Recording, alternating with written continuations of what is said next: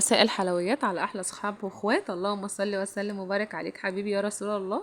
جايه لكم ريفيو جامد جدا عن مكنه العيش، مكنه المكرونه، المكنه الاصليه، المكنه الايطاليه. بصي بقى يا ست الكل، لو عروسه وبتجهزي يبقى تركزي، لو عروسه وبتجهزي يبقى تركزي، لو ست بيت وبتجهزي برضو تبقي تركزي ان انت تجيبي الحاجه بتاعتك اللي تعيش في بيتك، يعني حاجه عمليه تفضل معاكي اطول وقت ممكن وما تضايقكيش في خبيز في اي حاجه ايا كان وتسعفك. بصي انا المكنه دي باستا فاست الايطاليه، مكنه العيش الايطاليه. التانية لا، التانية مش ايطاليه، التانية صيني. كنت جايباها وعندي، فما كنتش اعرف الفرق ما بين الصيني وما بين الايطالي. كنت بقولها كل واحد ومشي الدنيا وخلاص، فاصبح لا، ان مش كل واحد. وان في فرق، وان انت عشان تعملي حاجة او بتبقي يعني جايبة حاجة بتبقى عايزاها تطلع لك الحاجة زي ما انت حابة. مكنة ما تاكلش منك العيش، ما تسحبش العيش ايا كان. بصي بقى كده هنسمي الله. فتحنا المكنة، معانا اول حاجة ايه؟ معانا الايد بتاعتها اللي هي بتلف المكنة. دي مكنة عادية يدوية مش اللي هي بالموتور، بتلف المكنة. الفرق ما بين دي وما بين دي، الايد بتاعت التانية بلاستيك والايد بتاعت دي خشب من الزين. اول حاجة المكنة جاية معاها ضمان سنة من المصنع نفسه. بصي بسم الله ما شاء الله، دي معاها الحاجات اللي هي بتبقى ثابتة في الأرض تحت، البلاستيكات دي بتبقى ثابتة، دي معمولة منها فيها، مش اللي هي محطوط كده حتة بلاستيكة محطوطة كده وخلاص ممكن مع الشد مرة واتنين فتلاقيها فكت. لا، التانية ما فيهاش كده، كان فيها البلاستيكات دي وهوريها لكم دلوقتي، لكن دي بتكلبش في الطابلية اللي انت بتحطيها، بتلزق يعني بتبقى ثابتة. غير كده وكده الماتيريال بتاعها روعة، الخامة ما شاء الله تقيلة جدا. بصي دي هي كده قطعتين مش قطعة واحدة، في مكان بيبقى قطعة واحدة بس. القطعتين أحسن، يعني في ناس بتفضل ده وفي ناس بتفضل ده. بالنسبة لنا القطعتين أحسن في إيه؟ إن انت لو مش بتستخدمي القطعة التانية اللي هو بتاعة المكرونات والقادوسية بتشيليها. انا مش بستخدمها، بس هي بصوا بسم الله ما شاء الله تقيلة وخامتها عاملة ازاي المكنة ما شاء الله، ومحطوط الحفر بتاعها، محفورة بالحفر بتاعها، الختم بتاعها اللي هو بتاع المصنع اللي هي الإيطالية.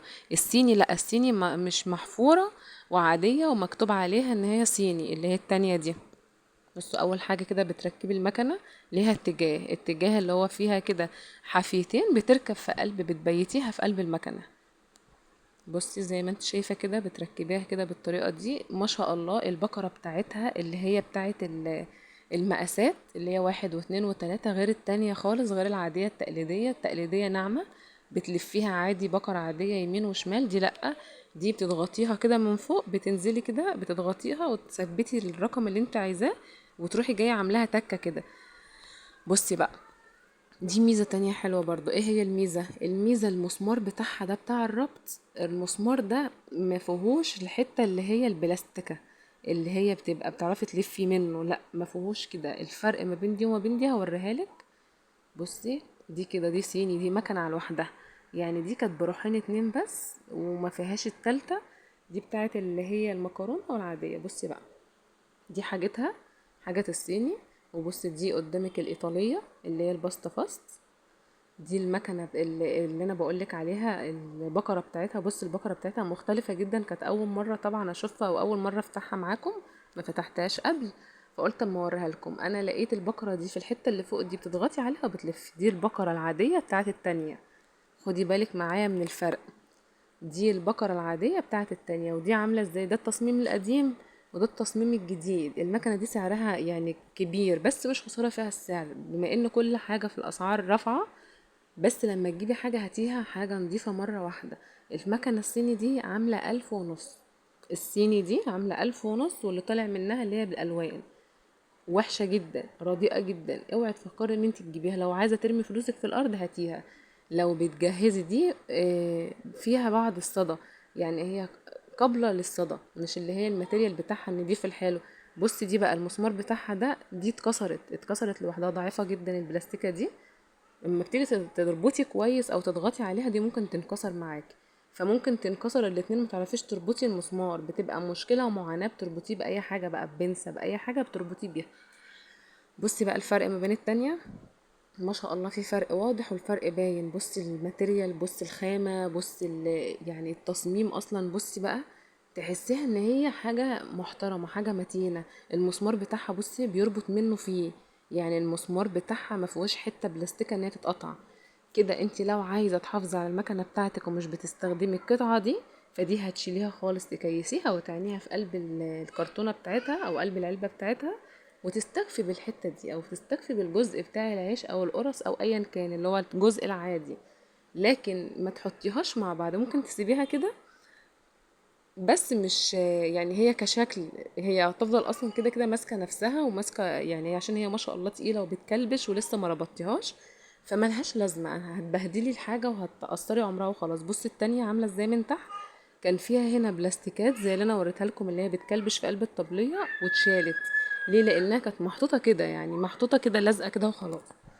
لكن دي ما شاء الله بص، دي منها فيها محفورة جواها ومحطوطة كويس، يعني معمولة متصممة معاها. تمام كده، ادينا عرفنا الفرق ما بين دي وما بين دي. دي بقى اول حاجة نقول سعرها، دي التانية عاملة 1600 1550 على حسب المكان اللي انت بتجيبها منه اللي هي الصيني. بص بقى كمان بتاع الايد بتاعتها، الايد بتاعتها بسم الله ما شاء الله، وناعمة وفيها المقاسات بتاعتها بتضيقي جدا جدا. بصي بقى التانية بتشفط العيش. بتشفط العيش ازاي؟ بمعنى ايه؟ بمعنى ان انت لو عايزة تعملي مثلا حاجة وترققيها شوية، او بتعملي قرص بطريقة مثلا وعايزاها يعني مش تخينة، فما بتيجي تعمليها فما بتطلعهاش معاكي، فبتشفط القرص لجوه او بتشفط العجينة لجوه. بمعنى اصح المكان اللي بتحطي فيه العجينة ما بيبقاش ناعم، ما بيبقاش ناعم، فبتبقى فيها سنة خشونية، فعايزاكي تبقي فاردة العجينة على قد ما تقدري، والعجينة ما تبقاش طرية، تبقى يابسة عشان تعرف تطلعها لك زي ما انت عايزة وبرضه هتضايقك.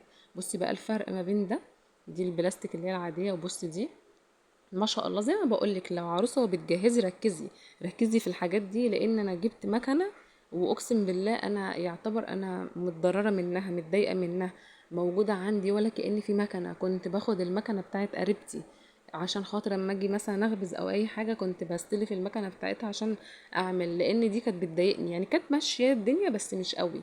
انت عايزة حاجة تنجزك، عايزة حاجة تنجزك، مش عايزة حاجة تضايقك. اول حاجة بقى هنعمل الريفيو بتاعنا، انا فتحتها لكم وانا جاية يعني كنت عاجنة وبخبز، قلت اوريها لكم. بسم الله ما شاء الله، بصوا زي ما انت شايفة كده، اصلا ده كان رحالي او بتاوي، معرفش انتوا بتسموه عندكم ايه.